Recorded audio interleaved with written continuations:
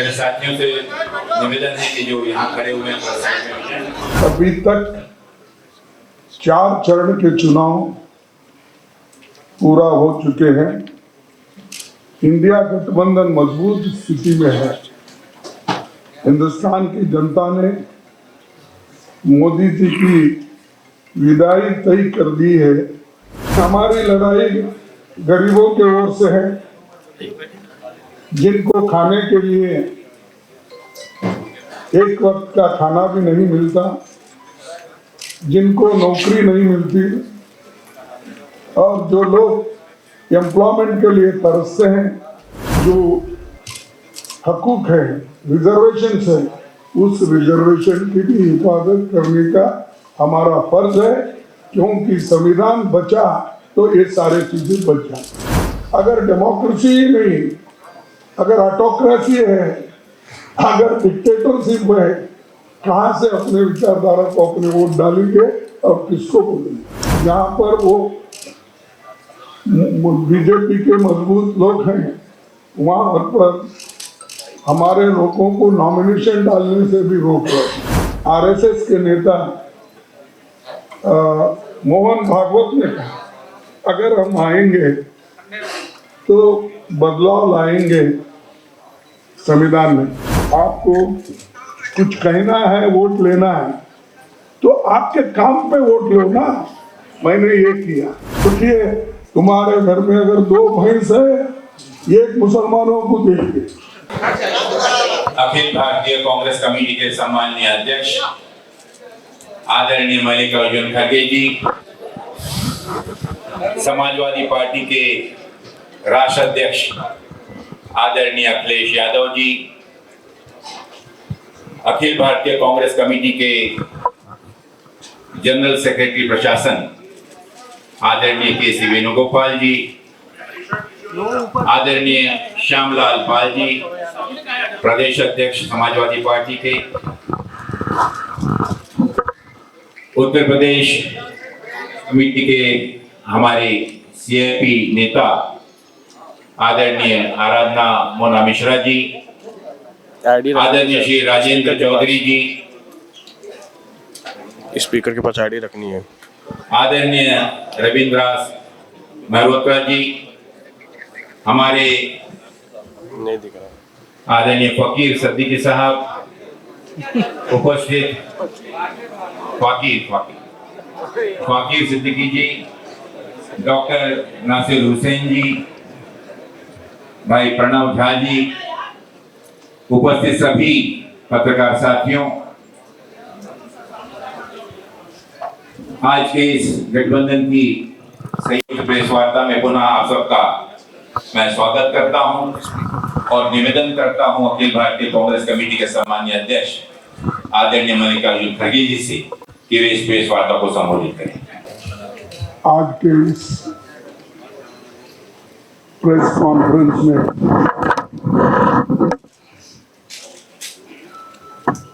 उत्तर प्रदेश के भूतपूर्व मुख्यमंत्री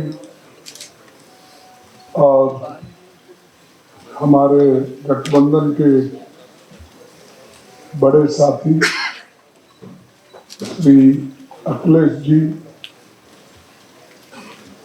और इस मंच पर बैठे हुए सभी मेरे दोस्तों और यहाँ पर पधारे हुए हमारे मीडिया के सारे बंधुओं मित्रों, ये नहीं कहता मेरे परिवार के लोग होते, तो सभी मेरे दोस्त हैं, सभी आप हमारे यहाँ अपने इस कॉन्फ्रेंस में बड़ी तादाद के साथ यहाँ पर आए हैं, इसलिए आप सबका मैं शुक्रिया अदा करता हूँ।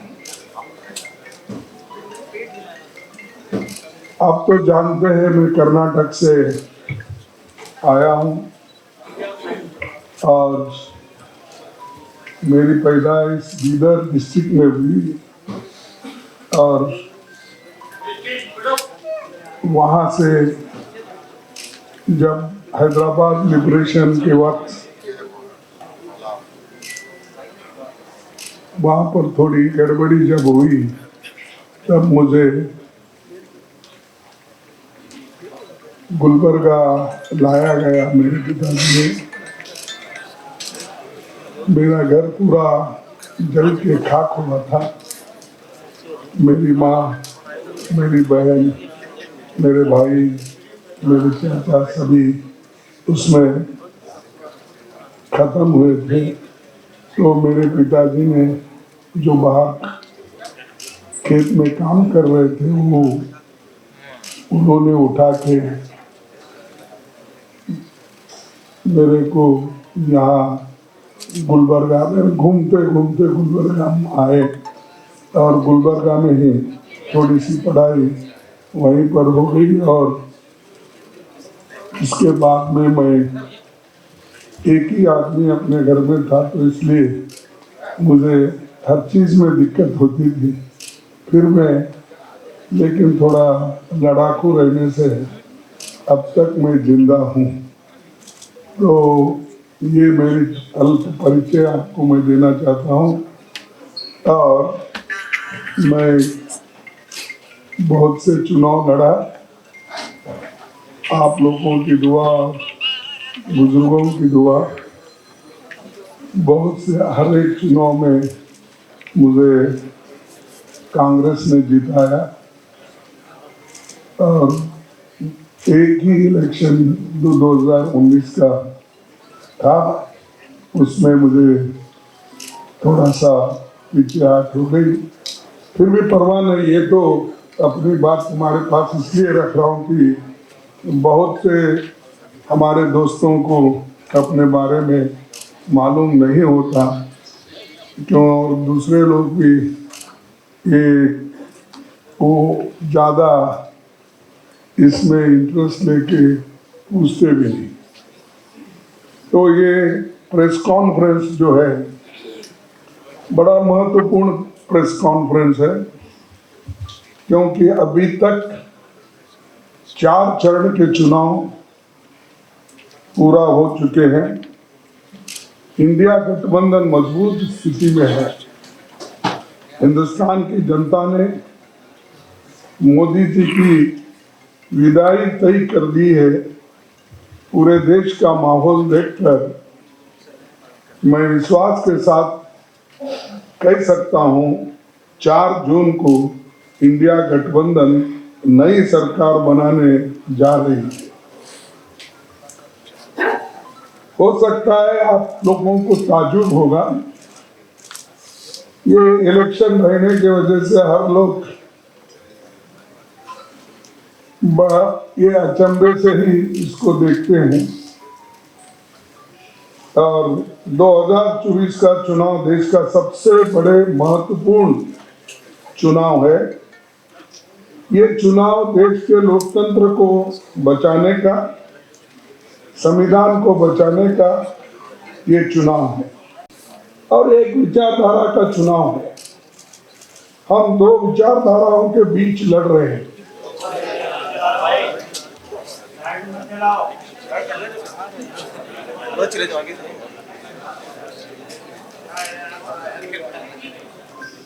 शुरू करो।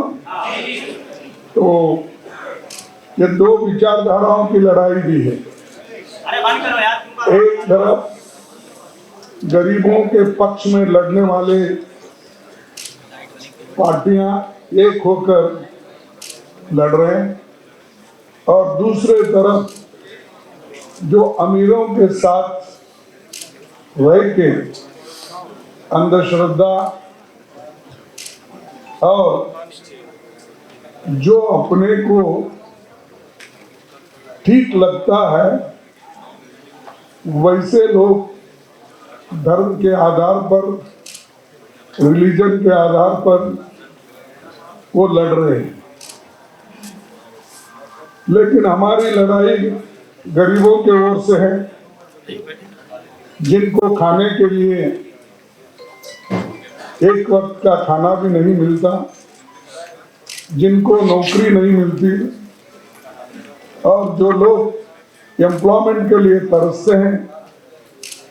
पढ़ लिख के वो लोग रास्ते पे आते हैं ग्रेजुएट बनने के बाद भी, इंजीनियर बनने के बाद, डॉक्टर बनने के बाद, डिप्लोमा होल्डर रहने के बावजूद भी उनको नौकरी नहीं मिली। और सरकार ने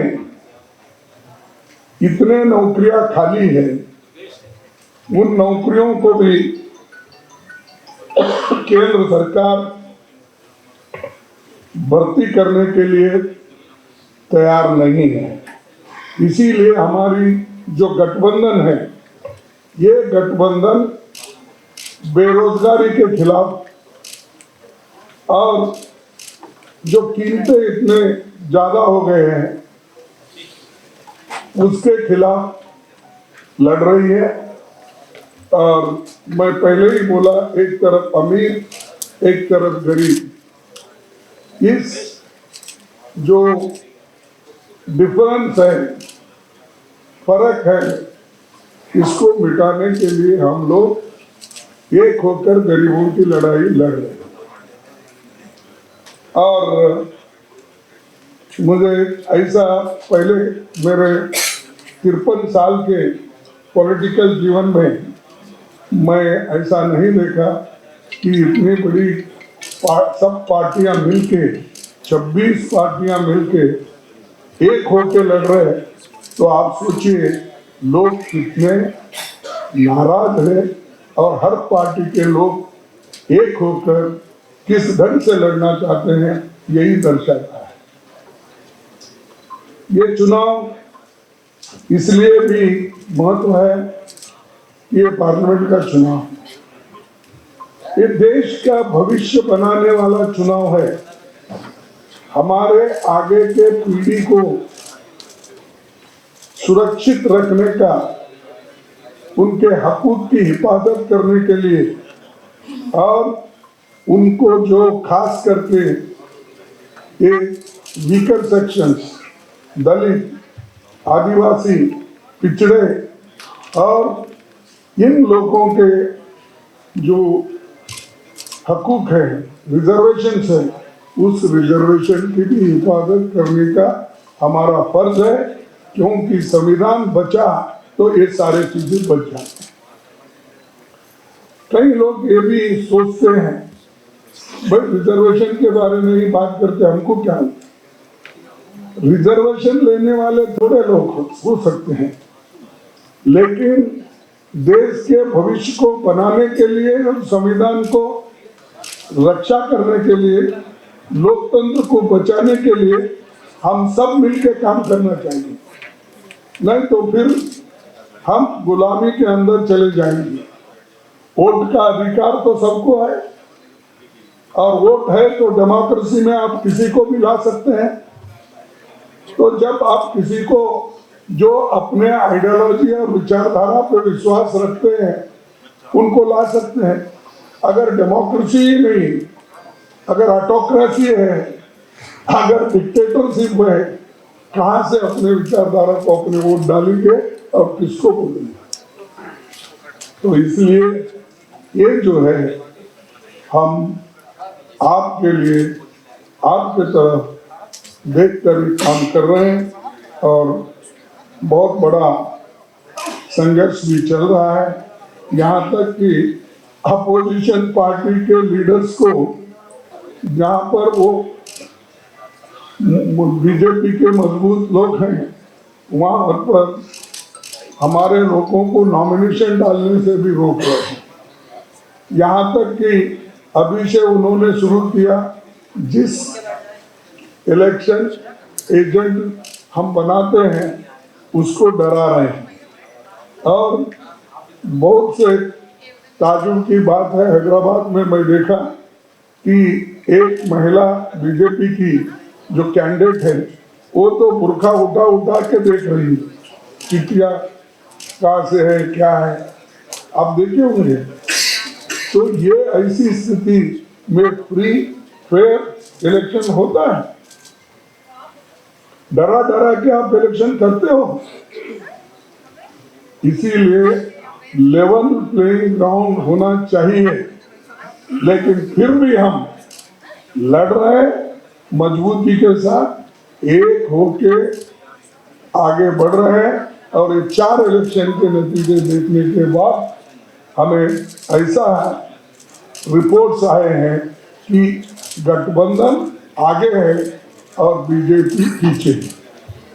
उसके बाद देखिए, देश को तो बहुत कुछ हमने दिया है, खासकर गांधी जी ने जो आज़ादी दिलाई, नेहरू जी ने जो अपना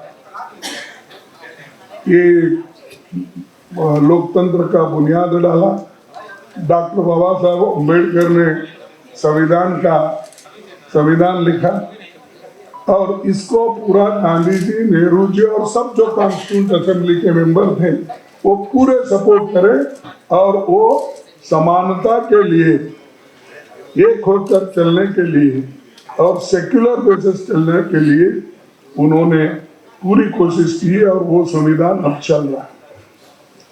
इसको बदलने की कोशिश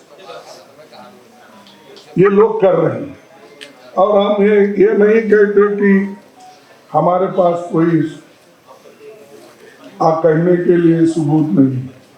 ये तो पहली बार हमारे आरएसएस के नेता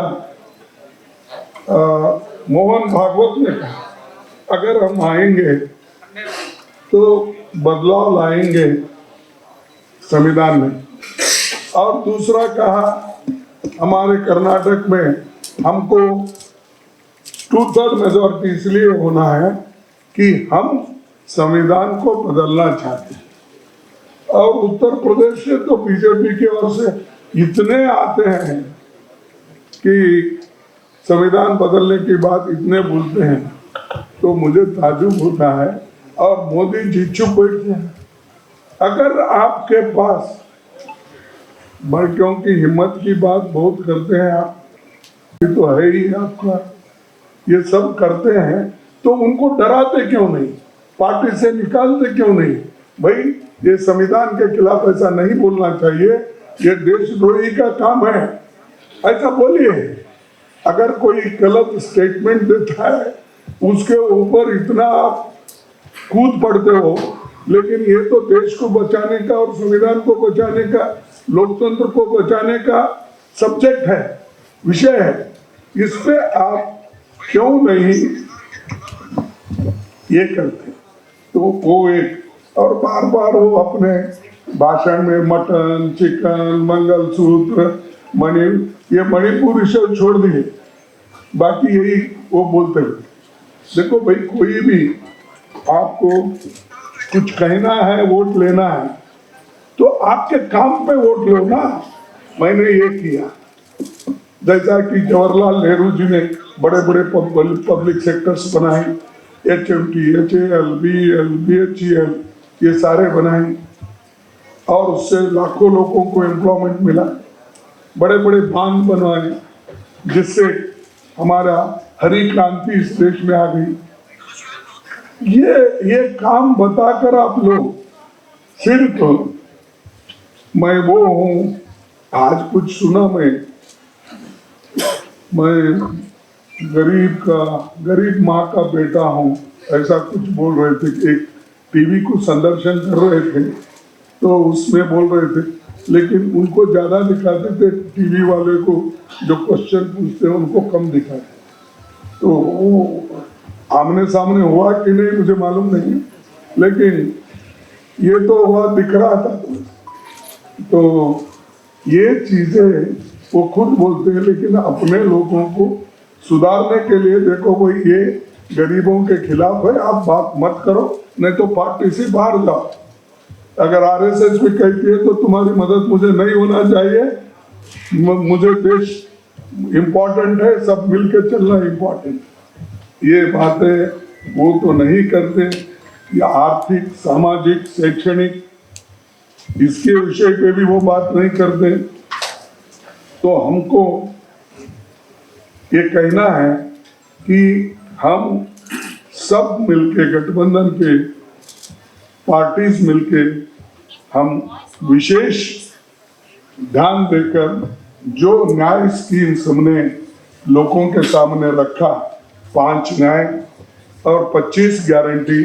उसके अलावा भी यहाँ पर जो लोकली स्टेट में बनते हैं वो भी उसमें बहुत जगह जो हो सकता है उसमें शामिल कर सकते हैं बात। और ये इसलिए मैं कह रहा हूँ कि एक खास करके दलित, आदिवासी, पिछड़ों, महिलाओं और आर्थिक रूप से कमजोर लोगों को भी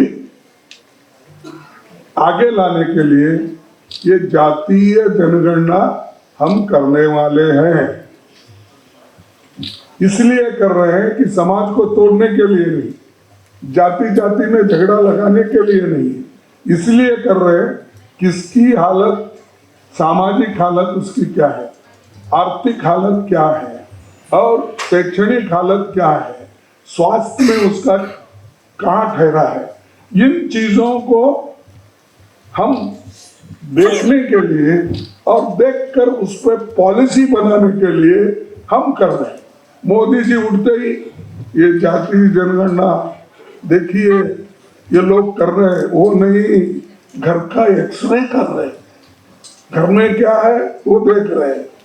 यहाँ तक भी बोले, कोई प्राइम मिनिस्टर आज तक नहीं बोला, मैं तो नहीं देखा, सुना भी नहीं।